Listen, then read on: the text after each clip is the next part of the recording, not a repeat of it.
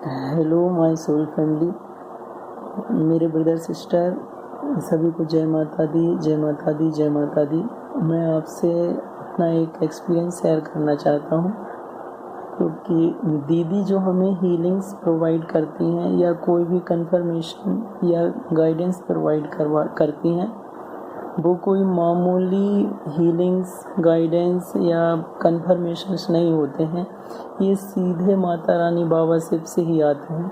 तो जो हीलिंग्स हमें दीदी प्रोवाइड कराती हैं, जो हीलिंग्स हमारी दीदी करती हैं, ये सीधा वह माता रानी बाबा शिव की प्योर स्पिरिचुअल लाइट से सीधे ही हील करवाती हैं और ये जड़ से ही हील करवा देती हैं। मैं अपने बारे में बताना चाहूँगा कि मैं मतलब एक फेमिनाइन एनर्जी हूँ मेल बॉडी में। बचपन से लेकर दीदी की हीलिंग्स लेने से पहले तक मैं कभी ठीक से सो भी नहीं पाता था। मुझे इतने सपने आते थे स्पिरिट्स के कि जैसे ही मैं आंख बंद करता था नींद के लिए, तो मुझे सिर्फ स्पिरिट्स ही दिखाई देती थी। वो जैसे मेरे पीछे ही लगी रहती थी और मैं भागता रहता था। और ये सपने मुझे बचपन से लेकर अभी तक आते ही रहे। तो मैं डर के कारण कभी भी अकेला या लाइट बंद करके तो कभी सोता ही नहीं था। और यदि कहीं किसी की डेथ हो जाए आसपास, या मुझे न्यूज़ ही मिल जाए इसकी कि किसी की डेथ हो गई है, तो मैं जब तक उस बात को भूल नहीं जाता था, तब तक मैं एक आध हफ्ते तक सो ही नहीं पाता था। अंधेरा तो छोड़ो, मैं अकेला भी नहीं बैठ पाता था कि आँख बंद नहीं कर पाता था। जैसे जब तक आँख खुली रहती थी मेरी, तो तब तक मैं खुद को सुरक्षित महसूस करता था। पर जैसे ही मेरी आँख बंद होती थी, तो मुझे लगता था ये स्पिरिट अब मेरा पीछा करने लगी है। मुझे दीदी ने बताया था कि मेरा एंसेस्टर यीशु बहुत भारी था। हालांकि मैंने उन्हें कुछ भी नहीं बताया था, सिर्फ उनसे कंफर्मेशन बस लिया था। दीदी ने बताया कि हाँ, मैं इस डिवाइन जर्नी में हूँ। तो उन्होंने मुझे गाइडेंस दी कि आपको एंसेस्टर यीशु को हील करने के लिए हीलिंग्स लेनी पड़ेगी। तो मैंने कहा ठीक है दी। तो मैंने एंसेस्टर यीशु के लिए जब हीलिंग्स दीदी से ली, तो उन्होंने बताया कि डियर, आपका एंसेस्टर यीशु बहुत भारी है। तो दीदी मेरी हीलिंग कर रही थी, तो पहला ही उनका सेशन था। तब दीदी मुझे हील कर रही थी, तो मुझे अपने रूट चक्र के यहाँ पे बैक में बहुत ज़्यादा तेज पेन होने लगा था। और मैं बहुत ज़्यादा वीक हो गया था। मैंने उस टाइम तो दीदी को कुछ नहीं बताया, क्योंकि वो हील कर रही थी मुझे। उन्होंने मुझे बोला कि आप हीलिंग के बाद थोड़ा सा मेडिटेशन में बैठना डियर, फिर इसके बाद ही कि उठना आप वहाँ से। तो मैं इतना वीक हो गया था कि मैं 5-10 मिनट से ज़्यादा मेडिटेशन में बैठ नहीं पाया, मुझे लेटना ही पड़ा। और हालांकि मैं 2-3 दिन तक वीक ही रहा, बहुत वीक रहा। पर लिटरली लिटरली मैंने ऐसा फील किया था कि मेरे रूट चक्रा से बहुत बड़ी नेगेटिव एनर्जी रिलीज हो गई है, और मुझे इंस्टेंट रिलीफ मिल गया है। और पीछे से जो आयशा दी हमें गाइडेंस दे रही थी कि कि दी, आप इनको बता दीजिए कि इनका एंसेस्टर इशू बहुत भारी है, तो आपको ये करना होगा। तो उन्होंने जो गाइडेंस दी कि कार्तिक महीने में आपको हमेशा बाबा शिव का अभिषेक करवाना है। तो उन्हें तो मैंने कुछ बताया नहीं था, पर ये वही मंथ है जिसमें मेरी मम्मी एक्सपायर हुई थी। मेरे घर में ज़्यादातर अकाल मृत्यु ही हुई है। मैं बहुत छोटा था तभी मेरे एक चाचा थे, वो उन्होंने सुसाइड कर लिया था। फिर मेरी मम्मी एक्सपायर हो गई थी बचपन में ही। फिर मैं और पहले भी मेरे घर में जो भी डेथ हुई हैं, वो सब समय से पूर्व ही लोगों की हुई हैं। तो मुझे नहीं पता था कि मतलब कि ये इस वजह से मैं परेशान रहता हूँ। बचपन से बहुत बहुत परेशानी होती थी मुझे, मेरा सिर इतना भारी रहता था कि मतलब मैं किसी को कुछ भी नहीं बता पाता था। मैंने बताने की बहुत कोशिश भी की थी घर वालों को, पर किसी ने कभी सीरियसली नहीं लिया।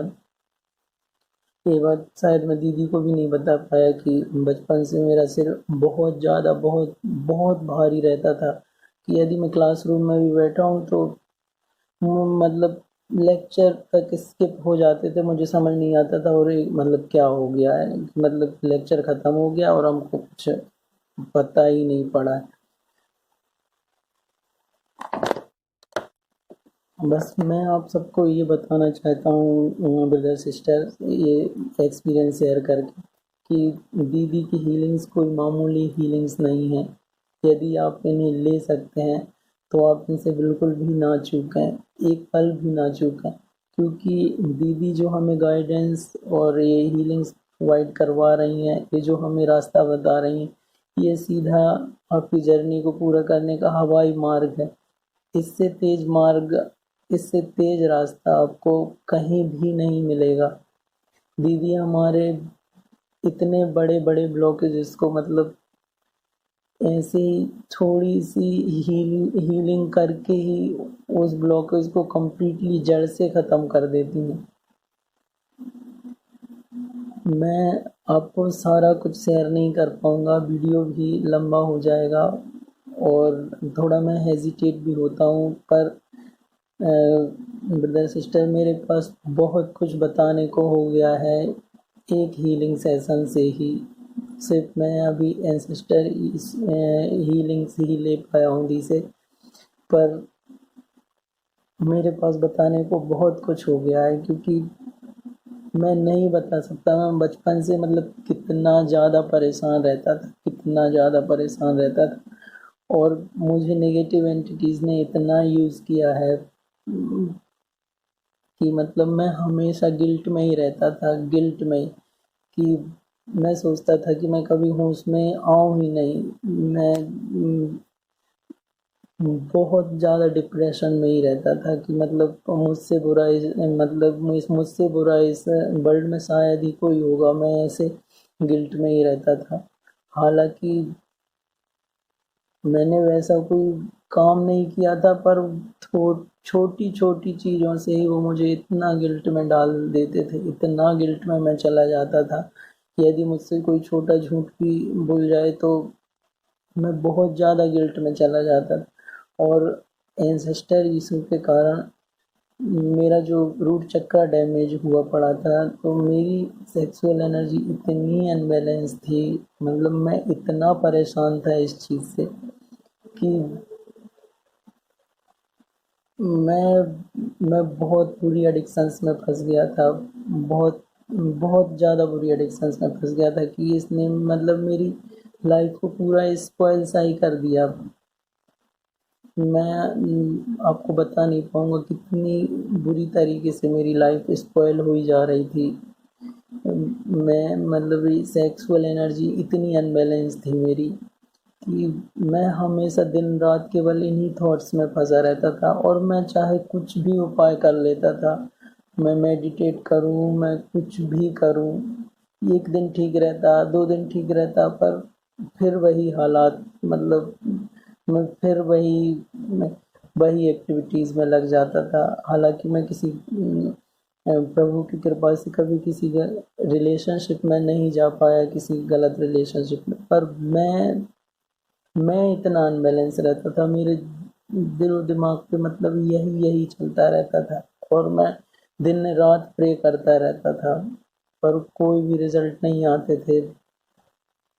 फिर दीदी ने मेरी ये हीलिंग की, और मैं आपको कैसे बताऊं कि मतलब पहली हीलिंग्स के दिन से ही आज तक मेरे मतलब कि मुझे जो थॉट्स परेशान किया करते थे, जो सेक्सुअल थॉट मुझे परेशान किया करते थे, इतनी ज़्यादा मतलब सेक्सुअल एनर्जीज में अनबैलेंस रहता था। मैंने दीदी को भी बताया था कि मैं हैरान हूँ दी, अभी तक मतलब एक भी थॉट मेरे मन में नहीं आ रहा, तो मतलब ये कैसे पॉसिबल है। तो फिर शायद मैंने दीदी को बोला, शायद दीदी ये सच में मेरे थॉट्स थे ही नहीं, और मैं खुद को ही गिल्ट में रहता था कि मतलब मैं कितना बुरा हूँ, मैं इस चीज़ से थोड़ा भी नहीं निकल पाता और सारे स्टूडेंट्स तो कितने अच्छे रहते हैं। पर उसके बाद से लेके अभी तक, अब मतलब मुझे कभी मतलब खुद से वो चीज़ परेशान ही नहीं कर सकती है, तो मैं तो अब परेशान ये हो जाता हूँ कि मतलब कि कभी कभी लगता है कि मैं खुद ही सोच लूँ क्या, लेकिन हालांकि वो मेरी हैबिट बन चुकी थी, तो मैं थोड़ा सा उस चीज़ को सोचने लगता हूँ, लेकिन लिटरली इतना ज़्यादा मिरेकल मेरे साथ कभी कभी नहीं हुआ। ये मैं ये बहुत बहुत बड़ा इशू था ये। शायद यदि किसी डिवाइन फेमिनाइन ने पहले कभी अपनी लाइफ में इस इशू को फेस किया तो वो समझ पाएंगे कि मैं क्या कहना चाहता हूँ, कि जब हम इतने अनबैलेंस हो जाते हैं तो कितनी प्रॉब्लम्स होती हैं लाइफ में, आप कितनी गिल्ट में जाते हो। मैं दीदी का मतलब धन्यवाद ऐसे शब्दों में कभी नहीं कर पाऊंगा, और मैं सोच भी नहीं सकता। हालांकि दीदी को सब पता है कि मेरा एंसेस्टर इशू इतना भारी था, तो मेरी लाइफ की तो मतलब क्या दशा रही होगी, मैं मतलब कितनी बुरी हालत में चला गया होऊंगा। पर मैं आप सबको यही कहना चाहता हूँ मेरे ब्रदर सिस्टर की, आप दीदी की हीलिंग्स को कोई मामूली हीलिंग्स ना समझें। इस इशू को हील करवाने के लिए आपको नहीं पता मुझे क्या क्या करवाना पड़ता है। यहाँ तक कि मुझे बताया भी गया था कि मतलब आपको क्या क्या करवाना पड़ेगा, पर दीदी दीदी ने मतलब 3 दिन के हीलिंग सेशन से ही मुझे मतलब इतना हील कर दिया, इतने बड़े एंसेस्टर इशू को हील कर दिया कि मेरे पास बताने को बहुत कुछ है, पर मैं बोल नहीं पा रहा। शायद ये माता रानी बाबा शिव की मर्जी थी कि मेरे जीवन में सब ऐसे ही लोग भी अट्रैक्ट हुए। आज तक का मतलब मैंने हीलिंग्स के बाद ही सोचा था ये, पहले मैं सोचा नहीं करता था। मेरे जितने भी फ्रेंड्स थे, ज़्यादातर मैंने ऐसे ही फ्रेंड्स को अट्रैक्ट किया था जो मुझसे बहुत अच्छा व्यवहार करते थे। उन सभी को उन सभी को मतलब शायद एंसेस्टर्स ही इशू ही था। उनके परिवार में हमेशा किसी न किसी की अकाल मृत्यु हुई थी, और इवन मेरी मम्मी बचपन में एक्सपायर हो गई थी, तो मेरे पापा की दूसरी शादी भी हुई। तो मेरी जो मम्मी मेरी लाइफ में आई, तो वो उनके भी हस्बैंड एक्सीडेंट में ही एक्सपायर हुए थे, और मुझे बाद में पता चला कि वो हैं, वो भी मुक्त नहीं हैं, तो उन्होंने भी मुझे बहुत बहुत परेशान किया, मतलब बहुत ज़्यादा परेशान किया। मेरी मेरा पीस ऑफ माइंड, मतलब मैं कभी भी पीस ऑफ माइंड में तो रहता ही नहीं था। पर पता नहीं हम्म, क्या था ऐसा, माता रानी बाबा शिव मुझे कितना प्रोटेक्ट करके रखते थे मतलब, पर उन्होंने मुझे अकेला शायद नहीं होने दिया, और अभी उस चीज़ की डिवाइन टाइमिंग थी, तो उन्होंने दीदी के ज़रिए मेरा ये इशू हील करवा दिया। मैं बार बार आपको यही बोल रहा हूँ कि कोई भी मामूली हीलिंग्स नहीं है ब्रदर सिस्टर, और दीदी की जो गाइडेंस है, दीदी की जो हीलिंग्स है, ये पूरा का पूरा हवाई मार्ग है, ये पूरा का पूरा एरोप्लेन मार्ग है, ये राजमार्ग है। आप इससे सीधा मार्ग, इससे छोटा मार्ग आप कहीं नहीं पाएंगे अपनी जर्नी को पूरा करने का। मैं और भी बहुत बहुत बहुत ज़्यादा उनके बारे में बोलना चाहता हूँ, मैं बहुत हेजिटेट हो रहा हूँ, और मैं शायद दीदी को सब कुछ बता भी नहीं पाता, पर मेरी लाइफ अब काफ़ी हद तक बैलेंस हो गई है। क्योंकि ये इशू बहुत बड़ा था, मैं भी नहीं जानता था। वो तो दीदी लाइफ में आई और उन्होंने मुझे गाइडेंस प्रोवाइड की और मैंने बिना सोचे समझे उनसे ये सेशन ले लिया, हीलिंग सेशन। और उन्होंने मतलब थोड़ी सी हीलिंग दे के मेरा इतना बड़ा इशू हील कर दिया। और अब माता रानी बाबा शिव से मेरी यही इच्छा है कि वो कैसे भी करके मेरी सारी हीलिंग्स करवा दें, ताकि मैं भी अपना सोल पर्पस सर्व कर सकूं और दीदी के चरणों में अपना ग्रेटिट्यूड अर्पित कर सकूं। क्योंकि दीदी तो यही बोलेंगी कि बेटा आप अपनी जर्नी पूरा करोगे, आप अपना सोल पर्पस सर्व करोगे तो ही मुझे खुशी मिलेगी, वही मेरे लिए सबसे बड़ा ग्रेटिट्यूड होगा। और हम सब क्या ही अर्पित कर पाएंगे दीदी को।